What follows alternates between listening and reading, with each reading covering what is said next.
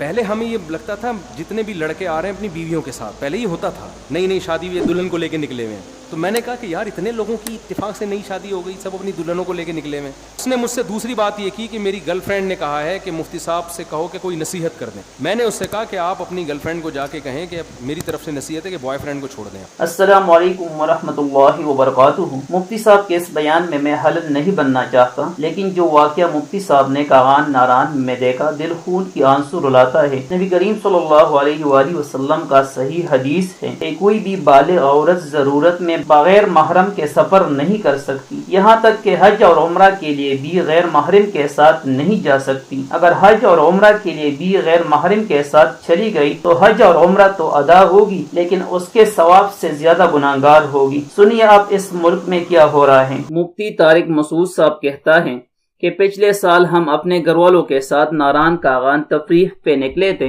ہم وہاں پر ایک ہوٹل میں چائے وغیرہ پینے کے لیے بیٹھے تھے کہ اچانک پنجاب سے یونیورسٹی کی لڑکوں اور لڑکیوں کا ایک پورا بس گروپ کی شکل میں آیا۔ شروع میں تو ہم یہی سمجھ رہے تھے کہ یہ کہیں نئے شادی شدہ جوڑے ہوں گے جو کہ باہر گھومنے کے لیے نکلے ہوں گے، کیونکہ عموماً اکثر لوگ نئے شادی کر کے گھومنے کے لیے باہر نکلتے ہیں، اتفاق سے یہ بھی کوئی ایسا سین ہوگا۔ میں تو سادہ انسان تھا، یہی سوچ رہا تھا کہ 30 لڑکے ہوں گے تو ضرور ان کے ساتھ 30 ان کی بیویاں ہوں گے۔ جب پتہ چلا کہ کم بختوں میں ایک بھی شادی شدہ نہیں تو بہت زیادہ دکھ ہوا۔ اور اتنے بے تکلف، دیکھو صرف یہ بھی نہیں، بے تکلفی کی انتہا کو دیکھو۔ ان میں سے ایک نوجوان میرے پاس آیا اور مجھ سے کہا کہ میری گرل فرینڈ نے مجھ سے کہا ہے کہ جاؤ مفتی صاحب کے پاس جا کے ان کے ساتھ ایک یادگار سیلفی لے۔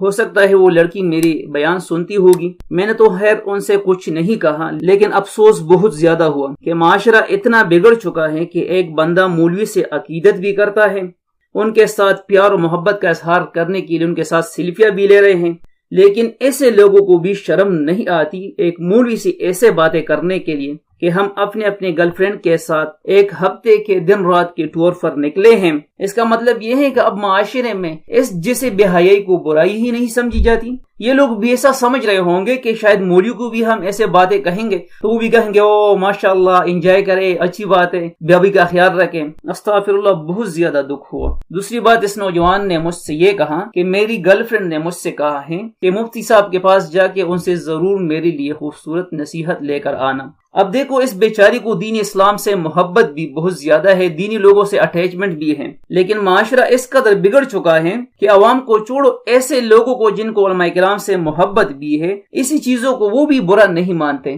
میں نے کہا کہ جا کے اپنی گرل فرینڈ سے یہ کہہ دینا کہ مفتی صاحب کا آپ کے لیے یہ نصیحت ہے کہ فی الحال آپ اپنے بوائے فرینڈ کو چھوڑ دیں، کیونکہ اس وقت آپ اس سے عظیم جرم کوئی اور نہیں کر رہی کہ ایک غیر محرم کے ساتھ آپ باہر نکلی ہوں۔